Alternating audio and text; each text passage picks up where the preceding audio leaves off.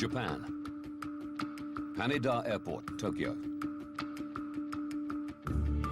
August the 12th, 1985. 6 p.m. Japan Airlines Flight 123 prepares for takeoff. Destination, the city of Osaka, 400 kilometers away. At the controls is First Officer Yutaka Sasaki. Keeping a close eye on him is Masami Takahama, one of JAL's most experienced training captains.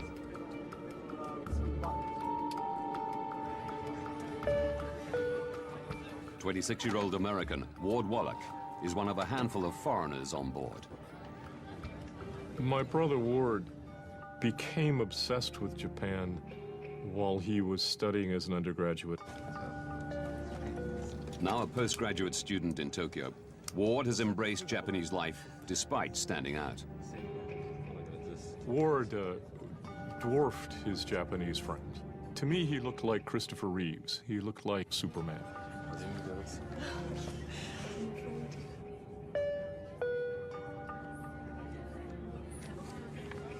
Also on board is Japanese actor and singer Kyu Sakamoto. I think the impression that everyone had of my husband, Kyu Sakamoto, was his smile. He had a big smile when he was performing on television. And he was the same at home. He loved his family. He was kind and someone who always thought of his family.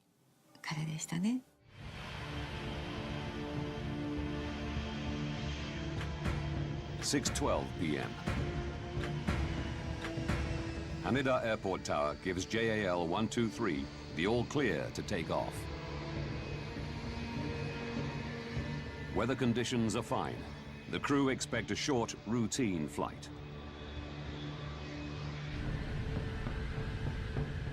The Boeing 747 begins climbing to its cruising altitude of 24,000 feet.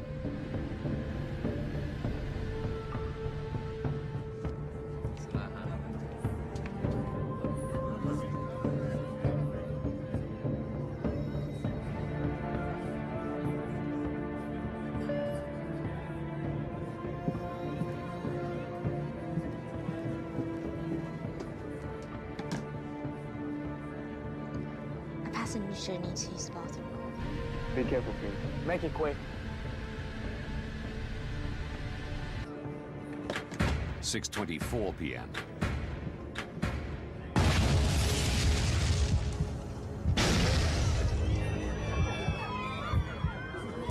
Two explosions rock the plane. Something exploded. The gear door. Check the gears. The aircraft's flight controls don't respond.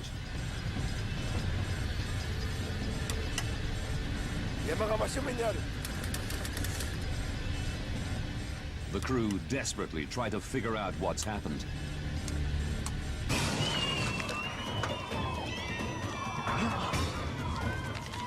Cabin pressure drops.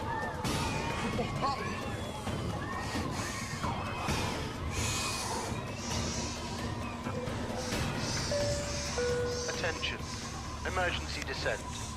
Put the mask over your face, fasten your seatbelt, put out your cigarettes. This is an emergency descent. 6:25 p.m. JAL 123 is now out of control. Captain Takahama declares an emergency. Tokyo Japan 123, request it back to Haneda. Descend And radios Tokyo Air Traffic Control. Take a magnetic course of 90 degrees for radar vector to Oshima. The crew is trying to wrestle the 747 into making a right turn to follow a course back to Haneda Airport. Going to right, turn over. But the plane is not responding. Yes, sir. I said don't bang that match. Yes, sir. What's going on?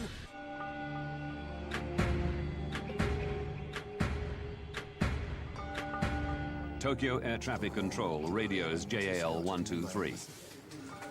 Japan 123, please confirm you have an emergency. That's affirmative. What is the nature of your emergency?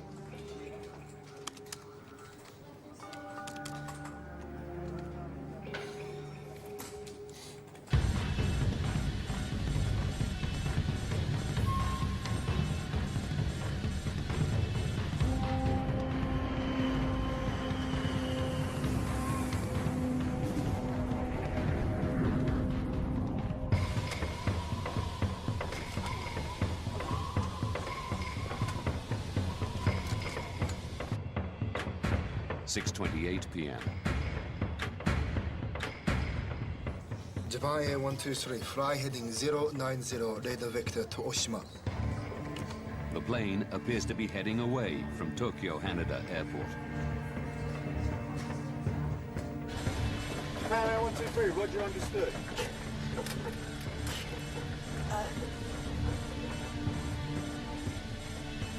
Japan Air 123, uncontrollable. Tokyo Control suggests heading for the closer Nagoya Airport, 133 kilometers away. Your position is 72 miles to Nagoya. Can you land in Nagoya? No, negative. Request back to Haneda. The crew want to aim for the longer runway at Tokyo's Haneda Airport.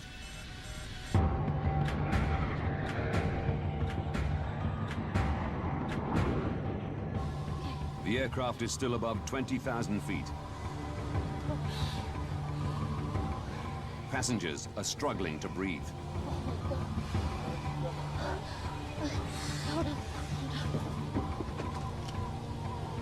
There's damage at the back. I don't know what to do. People can't breathe. Captain, the oxygen mask in 5 right failed. I think we better descend. Hi. The pilots attempt to lower the plane's altitude to increase the cabin's oxygen levels. Nose down. Nose down. Yes, sir. Nose down. Use both hands. Both hands. Yes. 6:38 p.m. Doesn't work. How about putting the gear down? To create drag and slow down the 747, the crew drop its landing gear. But a controlled descent is proving impossible.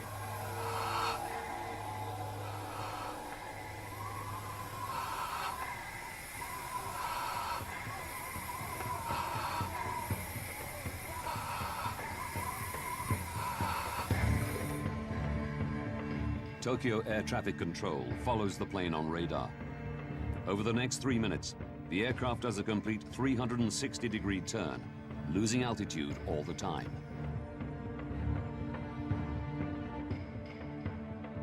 Can you control the aircraft now? Japan Air 123, uncontrollable. Japan Air 123, roger, understood.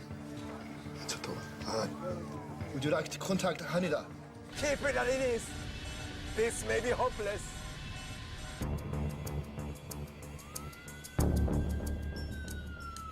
At Yokota, a nearby U.S. military airbase, emergency crews are standing by. Japan Air 123, Japan Air 123, full approach on guard. Yes, you hear me? 5423. What is Moda? Is the gear down? 6:47 p.m. The plane has dropped to 7,000 feet. But with little control over its heading, the pilots now face new dangers. Hey, there's a mountain ahead.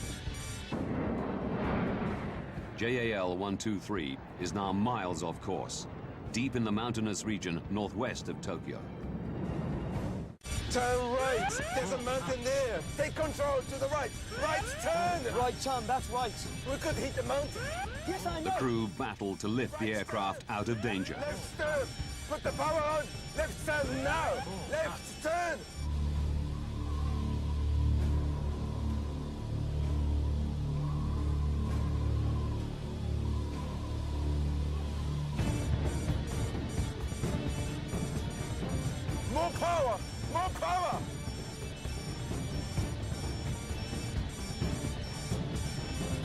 Max power.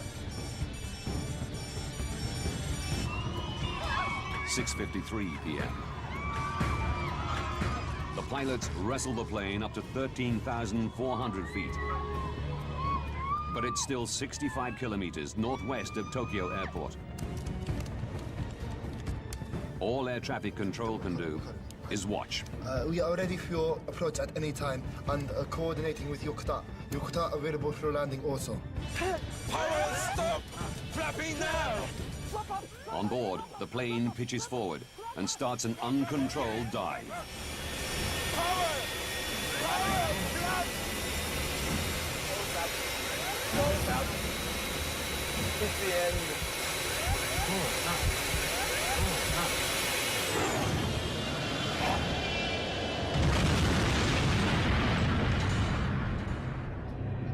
Japan Air 123, do you read? Japan Airline 123, do you read? The plane disappears from radar. 123, do you read?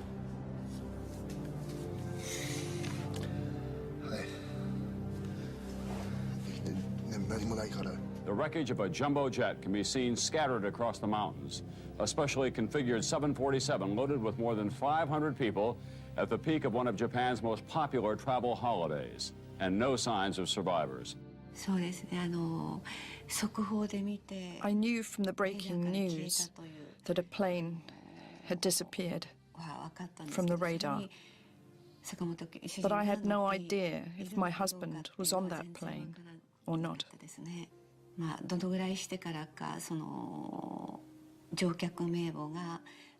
I can't remember how much later it was when we were able to read out the passenger list. When it was announced on television, when I heard it, I knew for certain he was on that flight. How can I put it?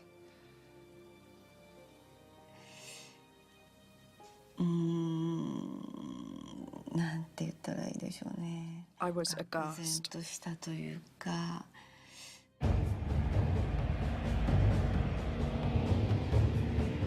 Just 18 minutes after the plane disappears, a U.S. Air Force C-130 locates the wreckage on a ridge of Mount Oshtaka, 100 kilometers northwest of Tokyo. It radios the Japanese authorities with coordinates.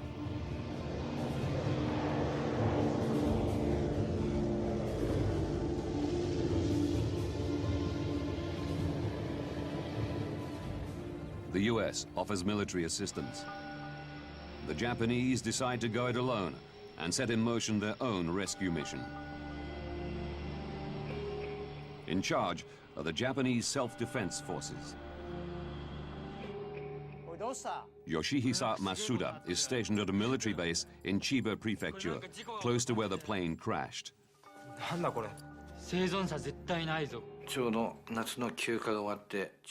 It was just as I returned to headquarters after my summer leave. The base was in uproar. I asked a colleague what was going on, and I was told that the whereabouts of a JAL flight were unknown. The night the plane crashed, the base was put on standby, and people were saying that we were probably going to go out.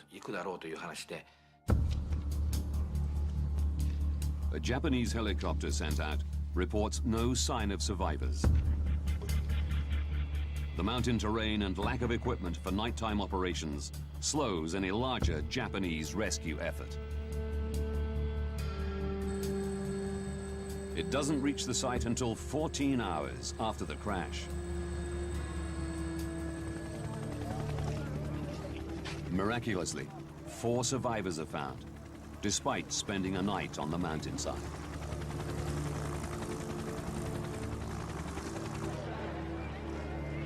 But 520 people are dead, including Q Sakamoto and Ward Wallach.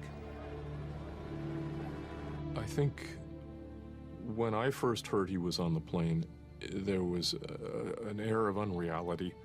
I mean, Ward was vibrant, he was young. It's not supposed to happen that way. It was unreal.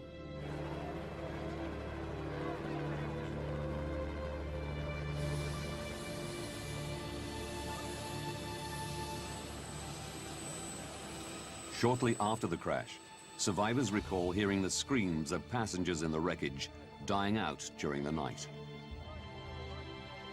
Physicians at the scene note some of the injuries they found would not have been fatal if help had arrived sooner.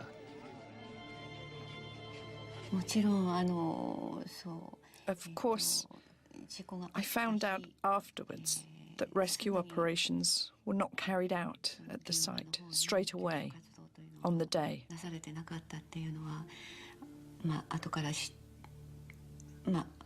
But they should have gone straight away. Why? Why did they take their time?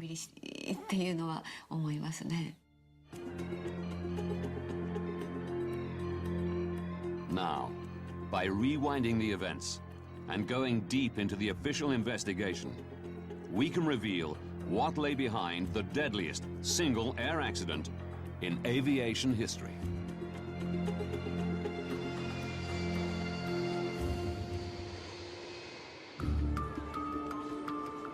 The Japanese Aircraft Accident Investigation Committee is responsible for investigating the crash. As demanded by Japanese law, alongside this is a criminal investigation run by the police. In the United States, the manufacturer of the 747, Boeing, is alerted to the disaster in Japan. John Purvis was a member of Boeing's Air Safety Investigation Team in 1985.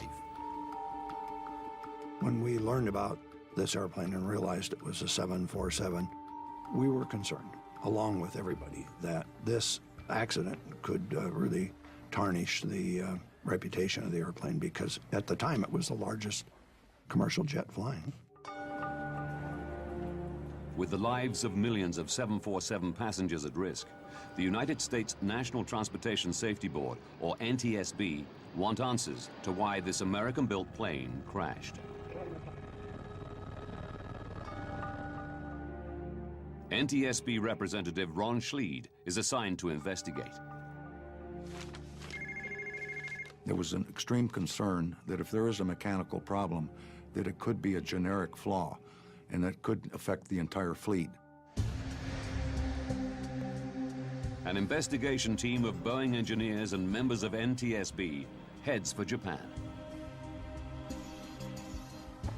But once there, gaining access to the site proves difficult. When we arrived in Tokyo and got to the hotel and first met the Japanese, it was clear there was some problems in getting access to the information that was known and to the accident site eventually. As the plane's manufacturer, Boeing has an internationally agreed obligation to investigate the crash to make sure all other 747s are airworthy. However, because this flight, Japan 123, was a domestic flight, the international rules did not apply in 1985. Therefore, we did not have an automatic right to go. We had to request permission to travel and to work with the Japanese. Whilst the Americans wait for police permission to access the crash site, Japanese air accident investigators share with them JAL 123's cockpit voice recordings.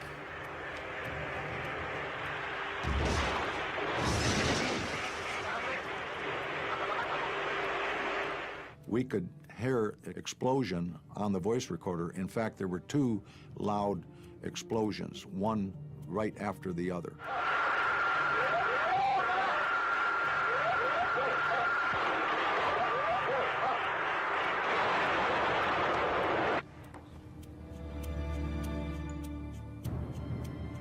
Survivors confirm there was an explosion at the back of the plane,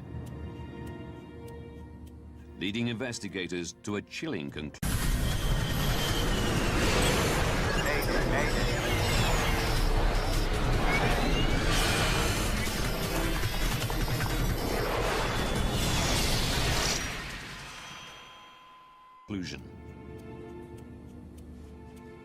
Worldwide in the 1980s, there had been several terrorist acts, hijackings and bombings of airplanes. So when this accident occurred, it gave us a strong suspicion that it was an act of terrorism.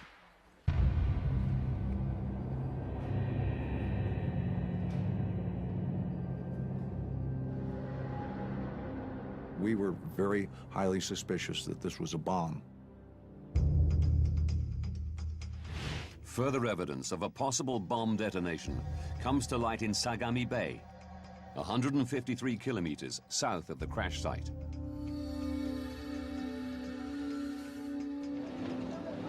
Japanese sailors discover a large piece of the plane.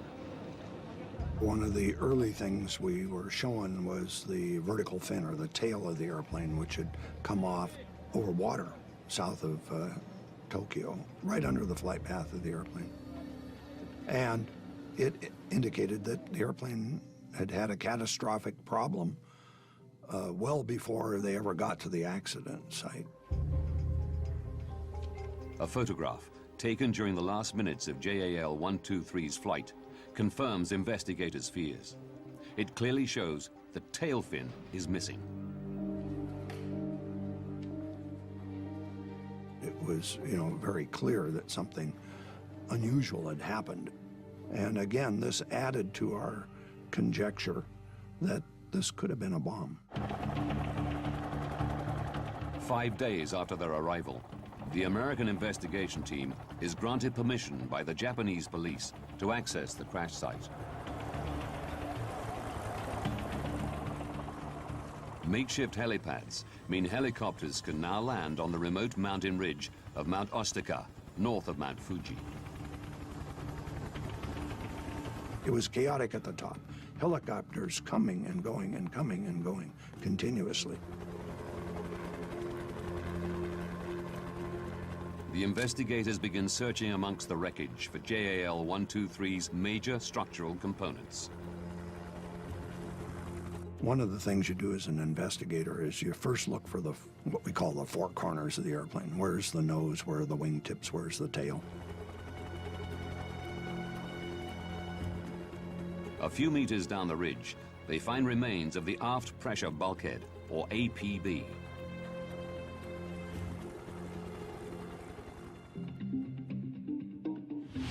This circular structure is made of a series of overlapping metal plates riveted together. Sitting between the cabin and tail section, it's designed to stop pressurized cabin air escaping through the back of the aircraft. When we first saw the bulkhead, it was, of course, torn up and badly damaged into many pieces, 6 or 8 or 10 major ones and some little ones. And the pieces were kind of triangular shaped. They ran from the center of the bulkhead out to the edge, something like a chunk of an umbrella. The investigators study the APB for the telltale signs of bomb damage. A bomb leaves very distinctive evidence on the metal when it explodes. It has so much energy, it's more energy than you can generate in an actual aircraft crash. But most of the bulkhead wreckage displays damage consistent with a high-speed impact. One of the general observations when metal is ripped apart, it'll leave a distinctive, what I call a sawtooth shape of a fracture, and it's just ripped apart. We saw evidence of that in the aft part of the aircraft and in most of the aft pressure bulkhead debris. It certainly wasn't caused by a bomb.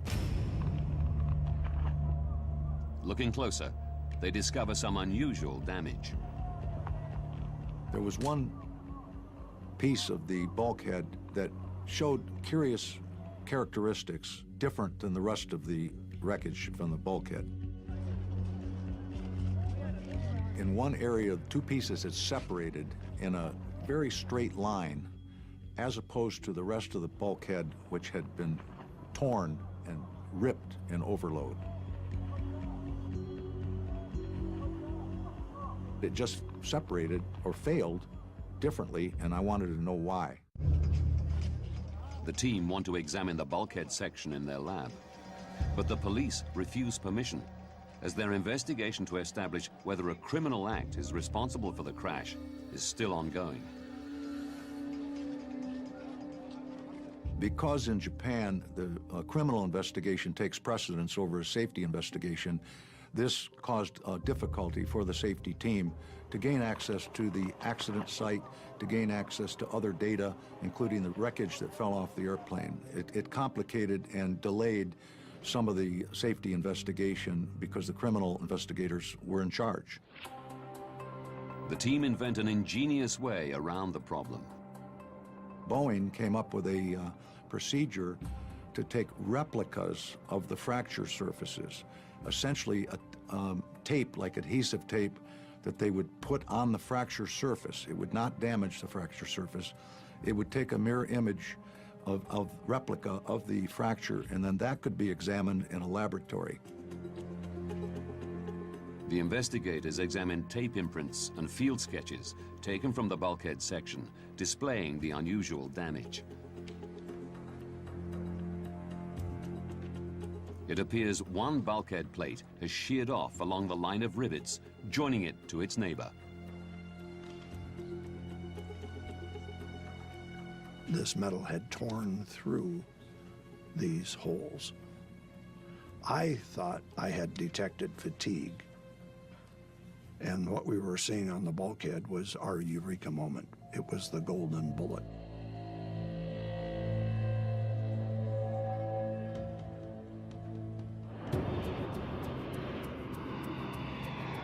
Having detected the telltale signs of metal fatigue, the investigators now need to know what caused it. They must also find out whether this is an isolated incident or a problem that could ground over 600 747s in service at the time. The investigators pore over the plane's history. In it, they discover that the plane had once been involved in an unusual accident. They learned that in 1978, at Osaka Airport, the plane's pilot landed with the nose too high. The tail struck the ground and scraped along the runway. The aft pressure bulkhead was damaged and needed repairing.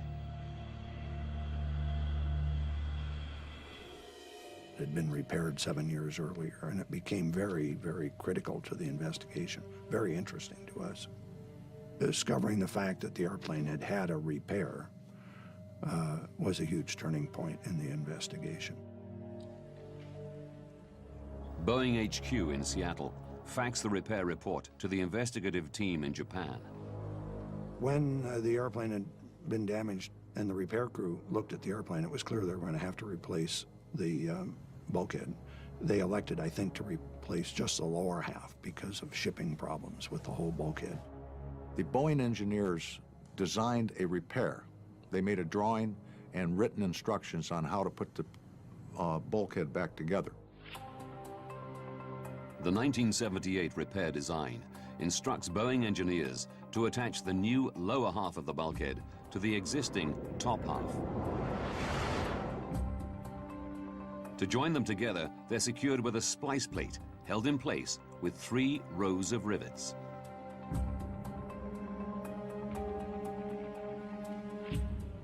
As the unusual metal fracture sheared off along the line of rivets, the investigators' suspicion falls on the join between the splice and the bulkhead's 2 halves. The team calculates what would happen if the repair used fewer rivets than required.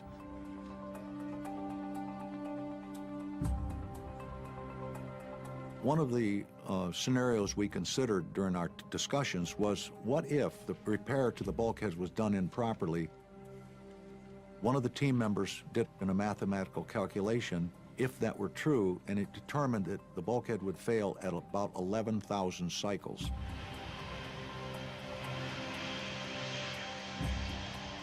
Remarkably, the plane had performed 12,319 takeoff and landing cycles since the repair, very close to the predicted number. It's a breakthrough moment. A faulty bulkhead repair could be behind the world's deadliest single aircraft crash. The investigators now need hard evidence to back up their theory. Japanese police again grant access to the crash site, so the team can examine the wreckage in more detail. So we went right to the area of the pressure bulkhead that had what I considered a curious-looking fracture. We discovered that the repair had not been done as designed.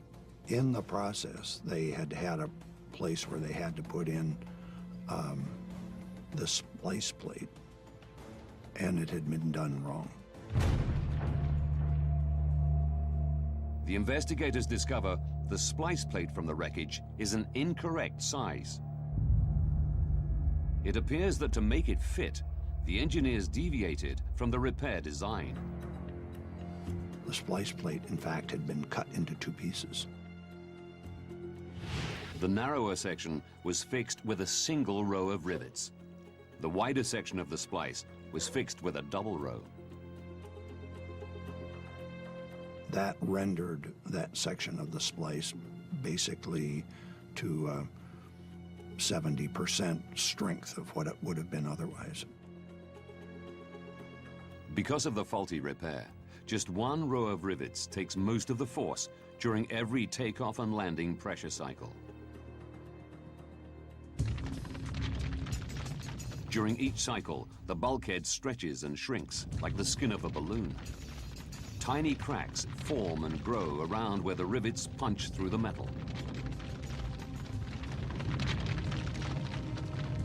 Some 12,000 cycles after the repair, the splice plate shatters. High-pressure air from the cabin bursts through the hole, weakening the bulkhead, causing it to fail explosively. This failure is heard as the first explosion, as high-pressure air from the passenger cabin bursts through the bulkhead. Left turn now! Left turn! Investigators now want to know the reason for the second explosion. Following the discovery of wreckage in Sagami Bay, they know that JAL 123 lost its tail fin 12 minutes into the flight.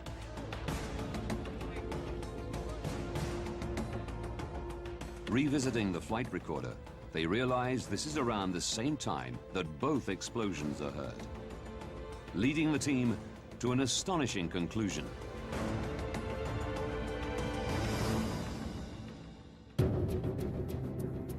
As high-pressure air bursts through the failed bulkhead into the tail section, it blows the tail fin clean off. During the design of the 747, we didn't anticipate a vertical fin coming off or a pressure bulkhead blowing out, and it just wasn't something that was anticipated to happen. The investigators must now find out how an exploding bulkhead and lost tail fin led to the pilots losing control and the plane crashing.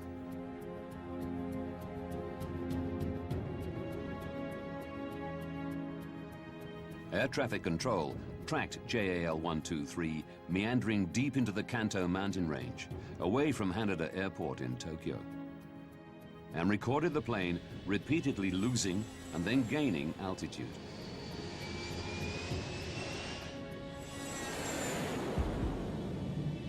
Through plotting the plane's flight path, the investigators recognize a familiar pattern, a type of aircraft motion called a phugoid.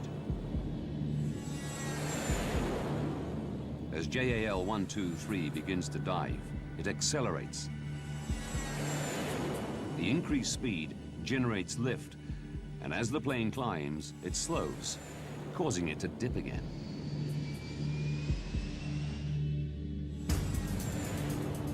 The investigators know this phugoid motion is indicative of an aircraft with inoperable control surfaces.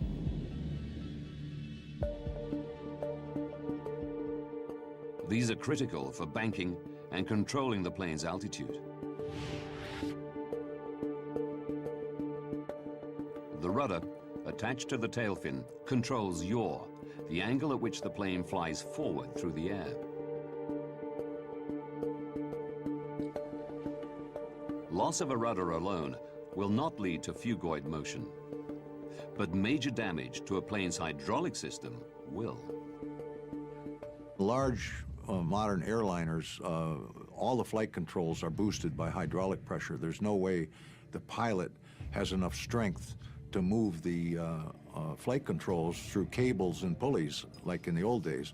So the hydraulic systems power the flight controls.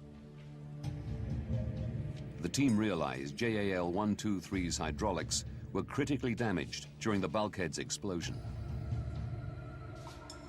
To get the 4 hydraulic systems up into the vertical fin and to the rudders, all 4 have to go up there. And that means they have to run through the pressure bulkhead to start with, and they have to run up into the vertical fin. As the tail fin rips off, it severs critical hydraulic lines. The aircraft is paralyzed. Once they lost the vertical fin and the hydraulic systems, the pilots were only able to minimally control the airplane with engine power. The airplane continued to fly in circles, up and down, virtually out of control. This explains why the plane flies in a phugoid motion. Why the crew have extreme difficulty controlling the plane's descent. No! And why it cannot turn back to Haneda Airport and instead descends deep into the Kanto mountain range.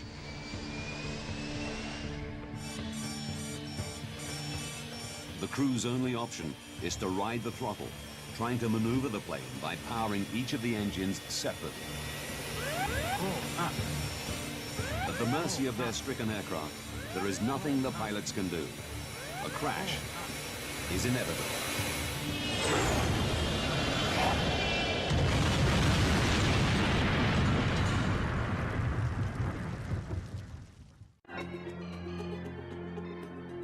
Having delved deep into the investigation, we can now reveal the events that caused the worst single aircraft accident in aviation history.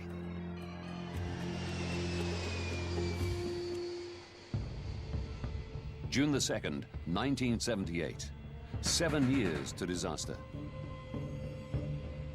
A JAL Boeing 747's aft pressure bulkhead is incorrectly repaired following a tail strike incident, leaving it critically weakened. 6:12 p.m., August the 12th, 1985. 44 minutes to disaster. The same JAL plane takes off from Haneda Airport, Tokyo.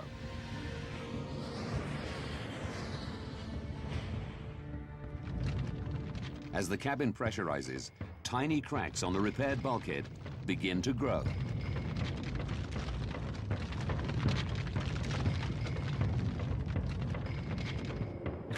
"32 minutes to disaster.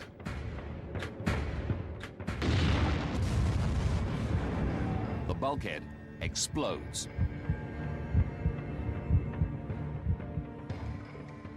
Pressurized air blasts into the plane's tail section, ripping off the tail fin and severing the hydraulic lines. 31 minutes to disaster. Captain Takahama declares an emergency. The pilots fight to control the aircraft, unaware that their basic flight controls are permanently disabled.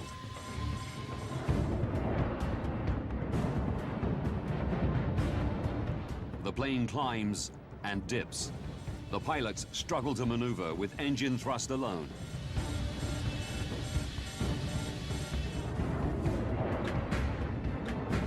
Eight minutes to disaster. Turn right. The pilots guide the plane down to 7,000 feet. Right. But it's now in the heart of the Kanto mountain range. 6:56 p.m. Seconds to disaster. Pull up. Pull up.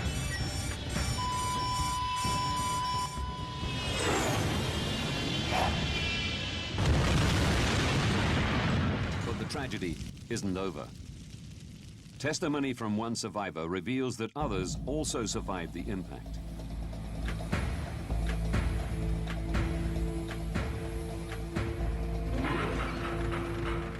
24 minutes after disaster, an American Air Force C-130 finds the crash site and reports its location to Japanese authorities.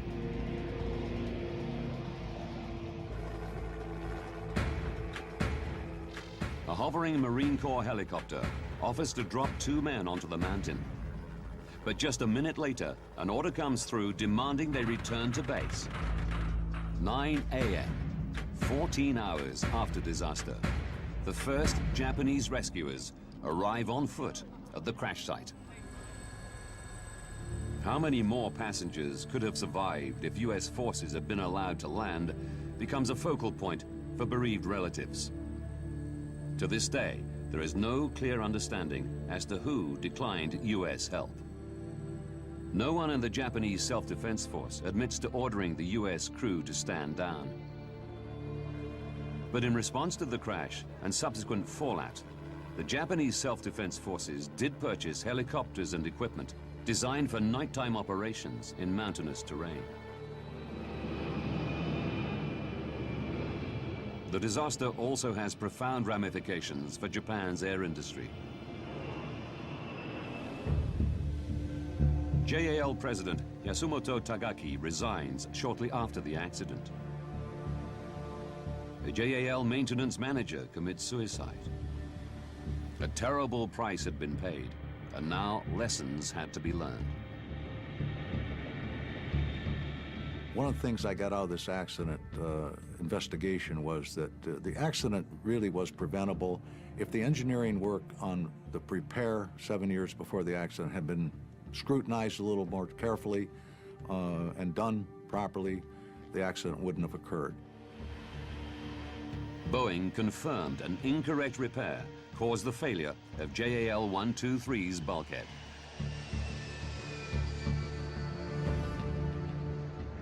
The company changed their procedures, so significant repairs are scrutinized before implementation and afterwards by a second pair of eyes. Regular checks are made to detect any signs of metal fatigue. To reduce the vulnerability of the 747's hydraulics, a valve was added to the line controlling 2 of the plane's elevators and the lower rudder. If this line is severed, some control should still be possible. I think this accident taught the aviation industry a lot of lessons, things about airplane design and maintenance. It was really an important step in improving aviation safety around the world. JAL admitted no liability for the crash, but offered to pay compensation. 90% of the victims' relatives settled with the airline without going to court. But neither the compensation nor the improvements to safety offered much comfort to the bereaved relatives. There was a sense among, I think, all the victims, but certainly in my family, that this was wrong. That what happened was avoidable. That it didn't need to happen. Hey,